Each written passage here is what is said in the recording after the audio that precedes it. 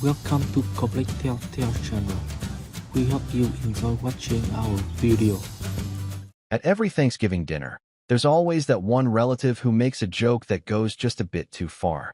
In my family, that relative was Uncle Roy. He wore sarcasm like cologne, thick, noticeable, and hard to ignore. And that year, as I walked into my parents' house with a bottle of cranberry cider under one arm and a pie I'd made myself in the other, his voice cut through the living room like a butter knife. "Well, look who finally showed up," Roy said, his lips twitching into a smirk. "He'll probably ask for leftovers before we even sit down." The room chuckled lightly, everyone but me. I forced a smile, said nothing, and handed my pie to my cousin Kelly in the kitchen. It wasn't the first time Roy had made a dig at me in front of everyone, and I knew it wouldn't be the last. I was used to it by now. My name's Nate. I'm 31. I own a small tech consulting business I started out of my college dorm, and though it's doing well now, more than well, honestly, you'd never guess it from the way my family treats me. To them, I'm still the quiet one, the weird kid who always had his head in a laptop or sketchpad instead of playing catch in the backyard. My younger sister, Melanie, on the other hand, she could do no wrong. She was the cheer captain, the homecoming queen, the straight A student who married young, divorced quietly, and was now dating a new guy the family was excited to meet. I hadn't been to a family Thanksgiving in 3 years. I'd skipped the last two after Mom called and said, "It's probably best if you focus on your work this year. You've been so distant." Distant, in my family, was code for you didn't play along when we made you the punchline. But this year, after some persuading from my cousin Kelly and a carefully worded email from Mom, I agreed to come back. The moment I stepped inside, I could feel how little had changed. The living room was packed. Cousins, aunts, uncles, neighbors who always seemed to find their way over around dinner. The fireplace was lit, the football game was on, and the table was already set for what looked like 20 people. I scanned the room, looking for a seat or even just a place to put my coat, but no one made much effort to greet me. Just a few nods, a half-hearted "Hey Nate," and then back to their conversations. In the kitchen, Kelly hugged me and said she was glad I made it. She was the only one who'd ever really understood me. We grew up more like siblings than cousins, spending summers playing video games and building forts out of sofa cushions while the rest of the kids were outside trying to be athletes. She glanced at me with a look I couldn't quite read, part concern, part caution. "Melanie's bringing her boyfriend," she whispered, glancing toward the door. "Brace yourself. Everyone's already obsessed with him." I raised an eyebrow. "That fast?" Kelly shrugged. "You know how Mom and Aunt Linda are. New guy walks in, smiles once, and suddenly he's family." I chuckled softly and opened the fridge to stash my cider. "What's he like?" "Smooth," Kelly said, wrinkling her nose. "Too smooth. Like someone who practices compliments in the mirror." Just as I was about to ask more, I heard the front door open. The room quieted, then erupted with greetings and laughter. Melanie had arrived. I stepped into the hallway just in time to see her walk in, wrapped in a camel-colored coat, her arm looped through the elbow of a tall guy in a navy blazer. He had that polished, magazine cover look, chiseled jawline, expensive haircut, clean-shaven, and confident. His eyes scanned the room like he already owned it. "Everyone," Melanie beamed, "this is Carter." Carter. Of course his name was Carter. He gave a charming little wave and smiled, that kind of smile you usually see in toothpaste ads. One by one, the family fawned over him. Uncle Roy clapped him on the back, Aunt Linda offered him wine before he even took off his coat, and my mom had that sparkle in her eyes, the one she used to reserve for Melanie's ex-husband, before he apparently became persona non grata. Carter's eyes landed on me briefly, then flicked away like I was just another lamp in the corner. He didn't introduce himself. He didn't ask my name. He didn't even nod. I stood there awkwardly before retreating to the kitchen again. The evening dragged on. Carter charmed every adult in the house. He helped Grandma with the mashed potatoes, showed the little cousins a card trick, and even helped Uncle Jerry fix the wobbly leg on the folding table. I watched all of it in quiet disbelief. The guy was running for family president, and he was winning by a landslide. Dinner was announced, and everyone scrambled for seats like it was musical chairs. I found a spot on the far end of the kids' table, which now hosted the leftovers, the unmarried cousins, the quiet ones, the ones who didn't bring a date. I didn't mind, honestly. It gave me space to think. As we ate, I kept noticing Carter glancing at me. It wasn't constant, but enough that I felt it. I wasn't sure what it meant. Maybe he finally realized I existed. Maybe he was just curious why no one had introduced us. Maybe, deep down, he was threatened by me. I doubted it, though. Dessert came around, and Kelly passed me a plate of pumpkin pie. "Holding up okay?" she asked quietly. "Fine," I said, though I didn't sound convincing. Then, just as I was taking my first bite, I heard it again. Uncle Roy, loud as ever. "You know, I bet Nate's just here for the leftovers." There was laughter. Someone muttered, "Well, he is the quiet type." And someone else added, "He probably brought Tupperware." It wasn't funny, but I smiled anyway. That's what you do when you've been the family's punchline for most of your life. You smile, and you wait for it to pass. But this time, it didn't pass. This time, someone across the table froze. Carter. He was staring at me now. Really staring. Like he'd seen a ghost. Melanie nudged him gently. "What's wrong?" He didn't answer. His brow furrowed. Then, slowly, he reached into the inner pocket of his blazer, pulled out his phone, and tapped it a few times with a shaky finger. "That's him," he whispered. Melanie frowned. "What?" Carter looked at me again, then turned the phone around to show her something. She leaned in, squinted, and her face went pale. Next to her, my Aunt Linda, who had been sipping wine and laughing at a joke someone told, caught sight of the screen and let out a tiny gasp. Her hand trembled, her glass tilted, and in one quick motion, red wine splashed across the table and shattered on the hardwood floor. The room fell silent. All eyes were on me, and I had absolutely no idea why. But I was about to find out. I didn't move at first, just sat there, fork suspended midair, confused as hell while the room around me froze in place. Aunt Linda's broken wine glass lay scattered on the floor like a metaphor for whatever tension had just splintered through the air. Someone was whispering, too low to catch. Melanie's hand was clamped around Carter's wrist, and he was still holding out his phone, though he'd turned it slightly now, angling the screen away from me. Their eyes flicked between me and the image, back and forth, like they were trying to match a face to a mugshot. And I couldn't shake this gnawing feeling in my stomach, that I was missing something big. Something that, judging by the reactions, I was the last person in the room to understand. Then Melanie leaned back in her chair and muttered, just barely above a whisper, "You didn't tell me it was him." Carter still didn't say anything. That was the moment I realized I wasn't just invisible anymore. I was something worse. I was recognized, and not in a good way. "Okay," I said, my voice breaking through the silence like a cracked window pane. "Someone want to let me in on the joke?" No one laughed. No one spoke. Finally, Carter cleared his throat. "You run a consulting firm, right? Software security?" I nodded slowly. "Yeah, that's right." "What?" He pressed his lips together, weighing his words. "Do you ever do legal audits? Internal breach reviews?" My mind reeled. That wasn't exactly my bread and butter, but I'd taken a few private contracts over the years, usually small companies looking to quietly identify leaks, backdoors, embezzlement. All hush-hush stuff. I was careful. Always signed NDAs. Always made sure I didn't poke where I wasn't welcome. Carter set his phone face down on the table like it was radioactive. "You did a contract last year with Linton Dynamics." And then it hit me. Linton. God. That job. It was one of the messiest I'd ever taken. An insider had been siphoning intellectual property and leaking prototypes to a rival firm. Took me weeks to trace it. I'd followed the trail through VPNs, burner accounts, cloaked servers, until I finally narrowed it down to an employee named Ethan Warren. Corporate brought the hammer down hard. Terminated him the next day. I heard later they filed a civil suit. But that was where my involvement ended. Or at least I thought it did. Carter's eyes were dark now. His voice cold. "That was my brother." My throat went dry. Oh, there it was. That connection. That thread that tied us in this sick little knot of coincidence. "I had no idea," I said genuinely. I wasn't even given a name until the end. I just followed the data. He leaned back, folding his arms. "Yeah, well, that data got my brother blacklisted. Couldn't get a job for 8 months. Ended up moving back in with our parents. Everything fell apart."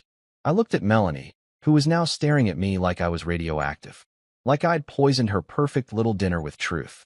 "You ruined someone's life," she said quietly. And something snapped in me. "I did my job," I replied. "Your boyfriend's brother was stealing trade secrets. I didn't frame him. I didn't falsify anything. I traced an IP address. I matched login logs. I cross-referenced security cameras and time-stamped file deletions. That's it. But it didn't matter. In that moment, the mood had turned. I could feel it, like cold air creeping through a cracked window. To them, it didn't matter that I had followed protocol, that I had no clue who Ethan Warren was. All they saw now was me, the outsider, the weirdo who'd suddenly revealed he was more than they assumed. I wasn't just Nate, the guy who brought his own pie and laughed off Uncle Roy's jabs. I was the guy who ruined someone's family, and they hated me for it. The whispers started before dessert was even cleared. I heard my cousin Derek mutter something about snakes in the grass. Aunt Linda kept casting glances at her wine-stained skirt like I was somehow responsible for her clumsiness. Even my mom, sweet, quiet mom, gave me a look that made my chest ache. It was disappointment. Real, honest-to-God disappointment. Not because I'd done something wrong, but because I'd upset the dynamic. I'd rattled the glass dome that kept our family delusions intact. The rest of the evening passed like a slow-motion car crash. No one asked me about work. No one complimented the pie I baked. No one even thanked me for coming. Carter, meanwhile, was treated like some wounded prince. Aunt Linda brought him fresh apple cider. Grandma asked him about his trauma. Melanie clung to his arm like he was going to evaporate. I stayed until the dishes were half cleared. Then I stood, grabbed my coat, and told Kelly I'd text her later. As I walked toward the door, my father appeared at my side. His voice low. "You know," he said, "maybe next year, just send a card or something." I blinked. "Excuse me." "You're always welcome," he added quickly. "Of course, but maybe a little less drama next time." I stared at him. At the man who, when I was 12, told me I'd never understand people because I spent too much time on computers. The man who once grounded me for fixing the family printer too well because he assumed I must have broken it first. He looked at me like I was the storm that ruined his picnic. And I realized something, standing there in the hallway, coat half-zipped and heart lodged in my throat. They didn't want me here. Not really. They wanted the idea of me, the quiet Nate, the passive Nate, the Nate who ate whatever garbage they fed him, smiled politely, and stayed invisible. But that Nate was gone. Or at least, he was dying. I left without saying goodbye. The drive home was a blur. My phone buzzed a few times. Messages from Kelly, one from my uncle, probably an accidental butt dial, and one from an unknown number. It just said, "Hope you're proud. My brother still can't get work." No name. No signature. Just that. I didn't reply, but I saved the number. Because deep down, I knew this wasn't over. Not by a long shot. The next morning, I woke up to a group text from my mom. "Thank you everyone for a beautiful evening. So much love in one house. We are truly blessed." No mention of the wine glass. No mention of the Cold War that had silently unfolded across the table. No mention of me at all. But I noticed something else. A photo attached. It was the family gathered around the dinner table, everyone smiling, glasses raised. Carter had one arm draped around Melanie's shoulder. Even Uncle Roy was mid-laugh. There was one empty chair at the end. Mine. I stared at that photo for a long time. And for the first time in years, I didn't feel hurt.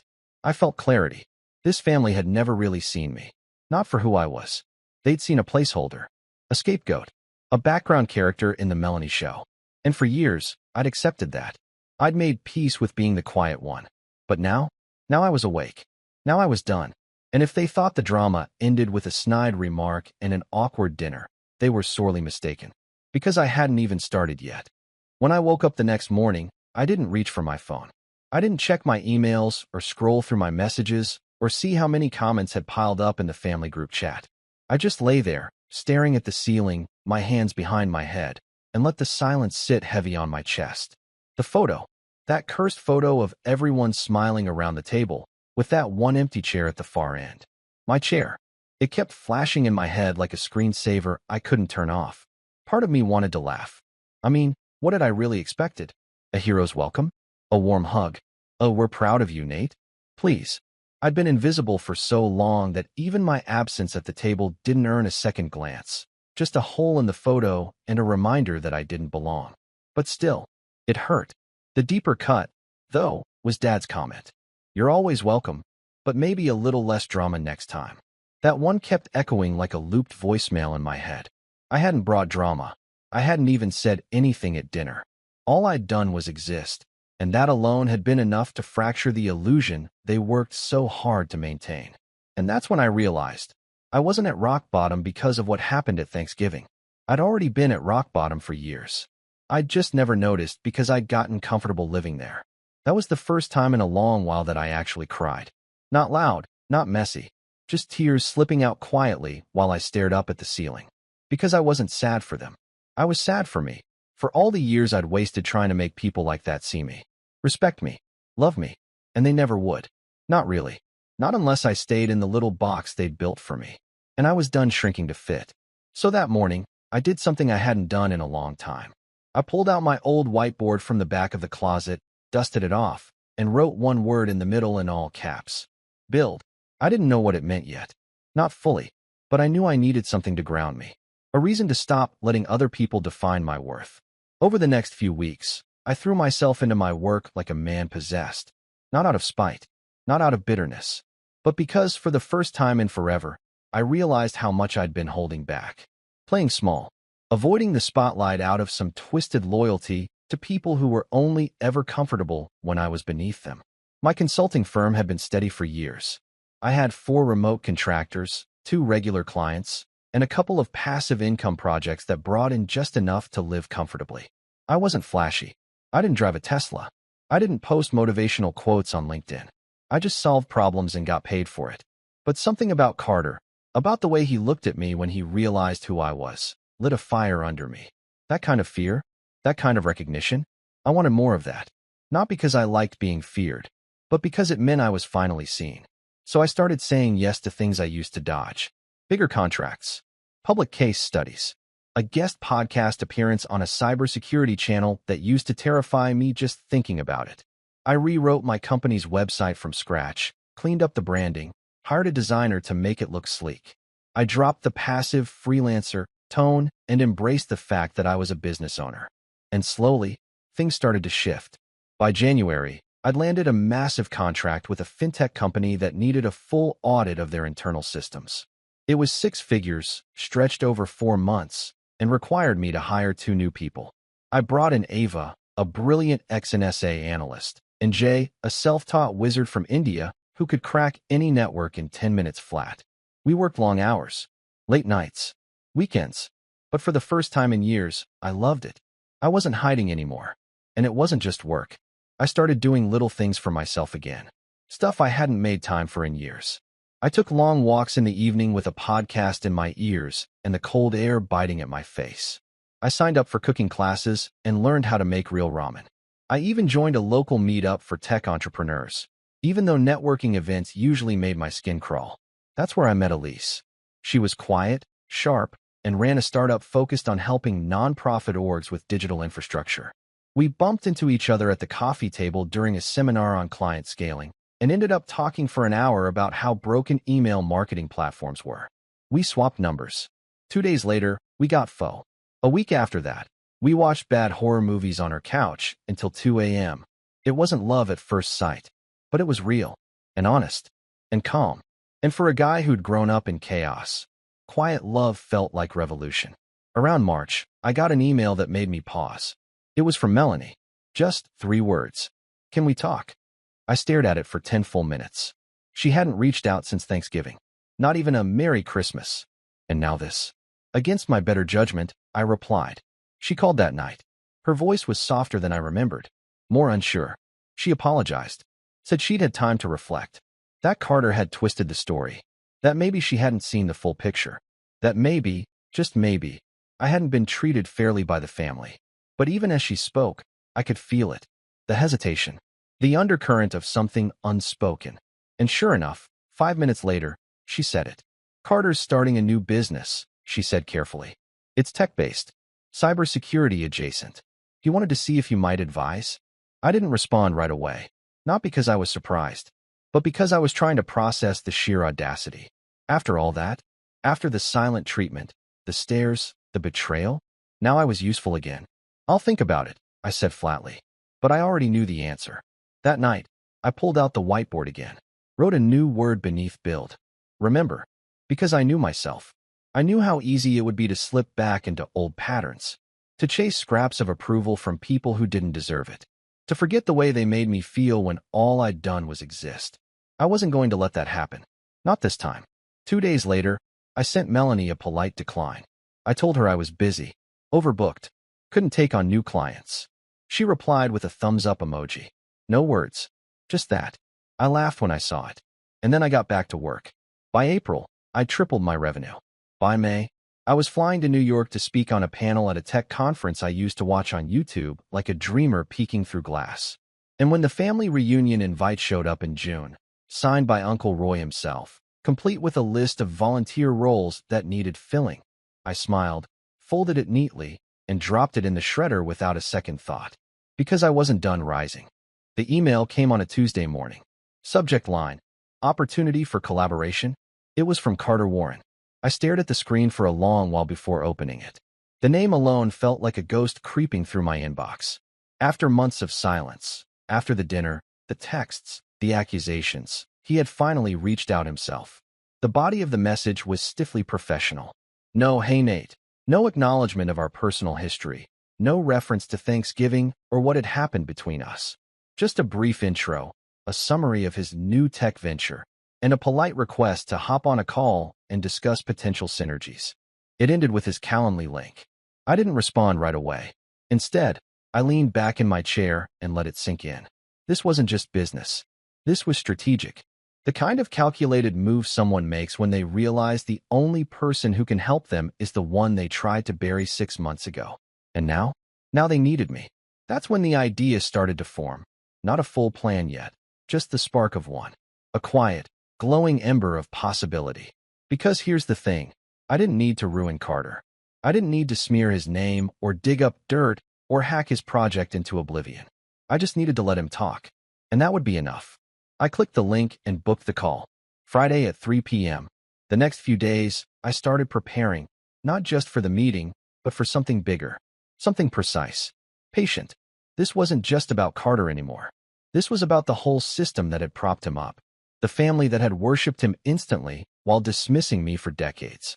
The people who had quietly tolerated my absence but tripped over themselves to accommodate his charm. I wasn't just going to expose him. I was going to use him. But to do that, I needed intel. So I called Kelly. She answered on the second ring, her voice bright. Hey, stranger. You alive? Barely, I joked. Hey, got a weird question. Oh no, she said. Is this going to be one of those family-splitting questions, or a how do you get curry out of a white shirt kind of thing? More like Carter-related. There was a beat. Then, oof. What now? I explained the email, the proposed collaboration, the complete lack of accountability in his tone. Kelly listened quietly. When I finished, she exhaled sharply. I'm not surprised. You know he's launching that startup, right? Vaguely. Yeah. Well, he's already pitching investors. Melanie keeps posting vague, little humble brags on Instagram. Proud of what he's building. Can't wait to share. That kind of thing. I rolled my eyes. Do we know what the actual product is? Kelly laughed. Something about secure communication? I don't know. Melanie tried explaining it to me at lunch and used the word blockchain 6 times. I think even she doesn't get it. Sounds about right. And he's using family money, I think. Aunt Linda invested. Uncle Roy too. That made my eyebrow twitch. So they were literally investing in him now. I chewed on that. Would you mind? I asked carefully. Keeping an eye on what they post? Anything public. Anything shady. You're planning something. Kelly said immediately.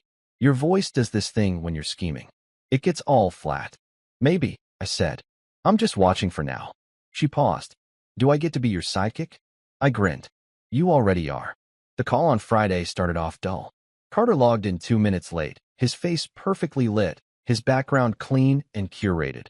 Probably a rented co-working space with fake books on the shelf behind him. He wore a tailored jacket over a t-shirt, Silicon Valley cosplay at its finest. Nate, he said, nodding. Appreciate you making the time. Sure, I said. Curious what you're working on.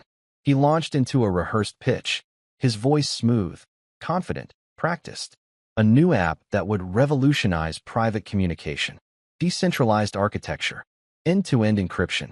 AI-enhanced threat detection. All the buzzwords. He name-dropped investors he was in talks with, mentioned a few strategic partners, and casually floated the idea of bringing on someone with a strong forensic background to audit the core security before launch. That someone, obviously, was me. But here's what stuck out. His platform wasn't ready.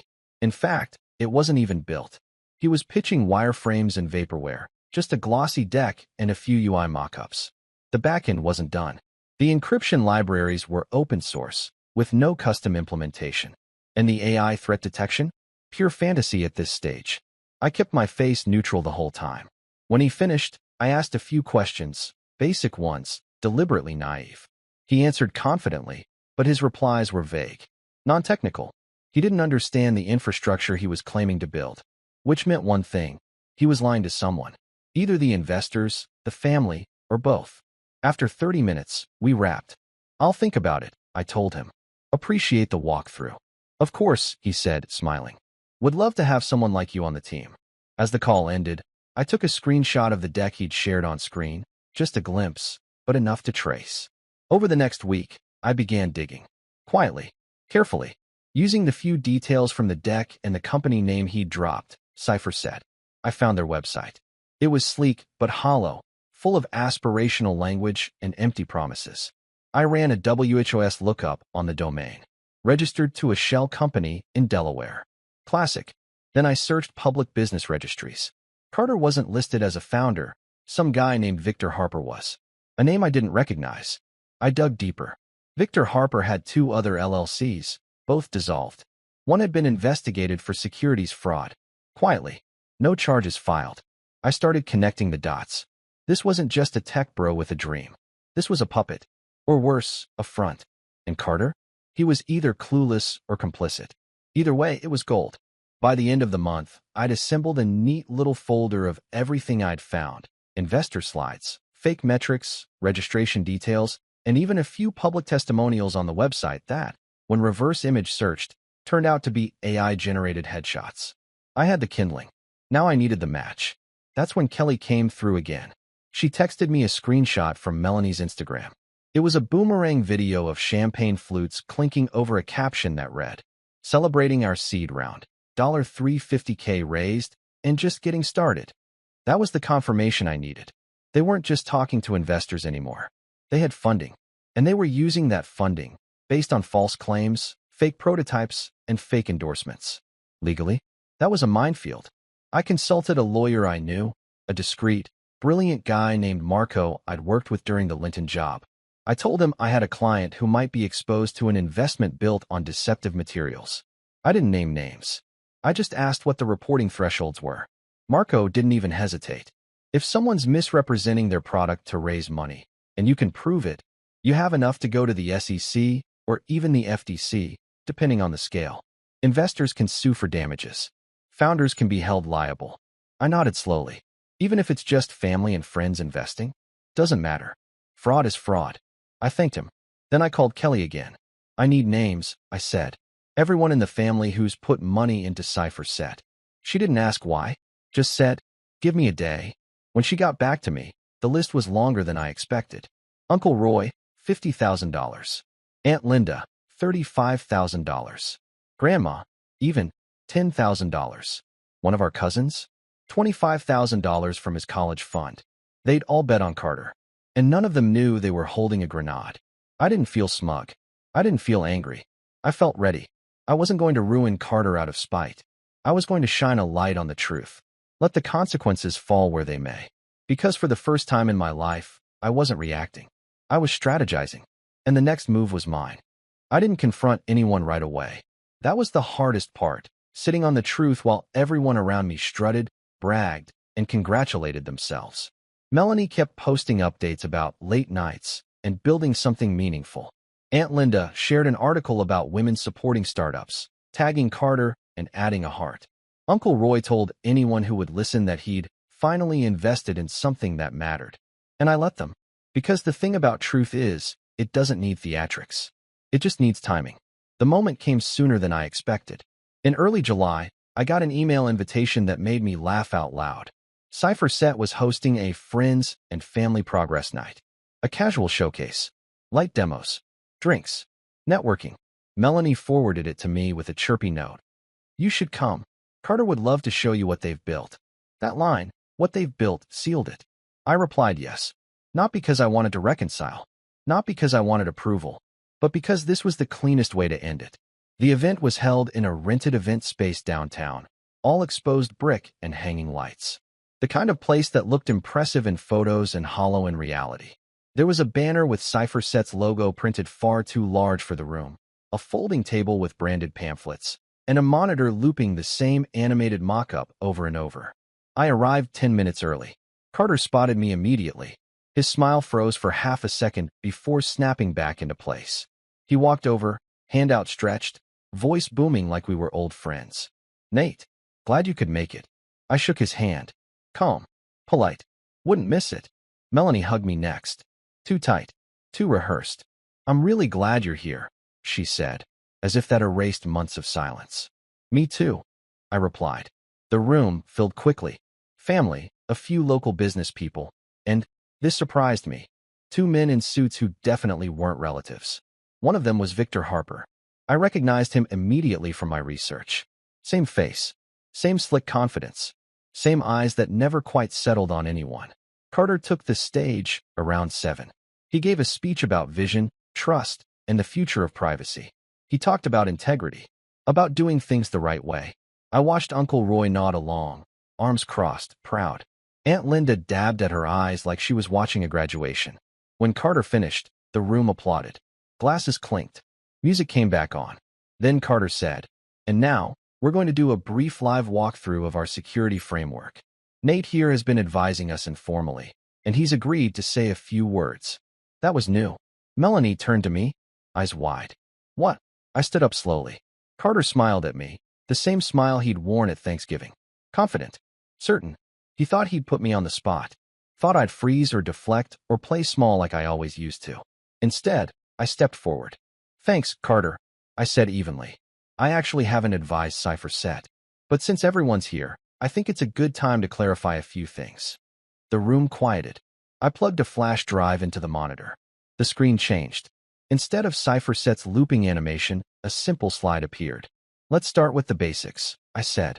"This platform claims end-to-end encryption. It does not.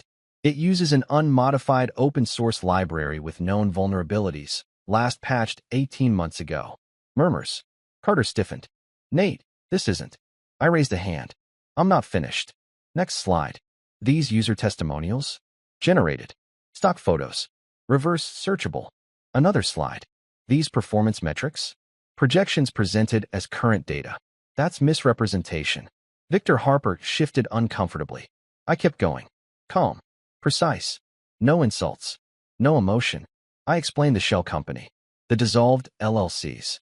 The lack of a working backend. The absence of any proprietary security architecture. Then I turned to the room. If you invested in Cypher Set based on these claims, you were not given accurate information. Silence. Aunt Linda looked at Uncle Roy. Uncle Roy looked at Melanie. Grandma's hands trembled in her lap. Carter finally snapped. "This is a personal attack." "No," I said. "This is documentation." Victor stepped forward then, trying to take control. "We can explain."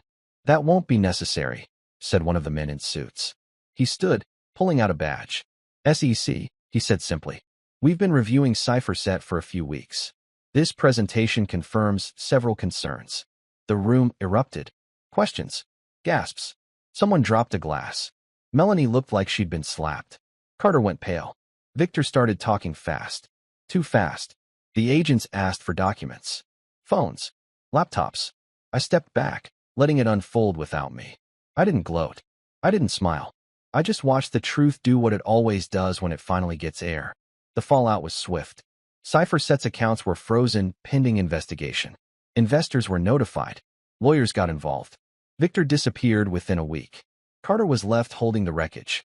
Family group chats exploded. Uncle Roy called me 23 times. I didn't answer. Aunt Linda left a voicemail crying, asking how I could do this to family. Melanie showed up at my apartment unannounced, eyes red, voice shaking. "You humiliated us." I looked at her, really looked at her, and felt something close to peace. "I didn't humiliate you," I said. "I told the truth. You just weren't ready to hear it." She left without another word. The investigations dragged on for months. Some money was recovered. Some wasn't. Relationships fractured. Blame bounced around like a pinball. And me? I went back to my life. Work flourished. My firm grew. Elise stayed. Kelly stayed. The people who mattered didn't question my choices. They understood them. Thanksgiving came around again. I didn't get an invite. I didn't need one. Because for the first time, I wasn't the quiet one at the end of the table. I wasn't the punchline. I wasn't invisible. I was just finally free. Thank you for watching the entire video. If you like it, please subscribe to the channel.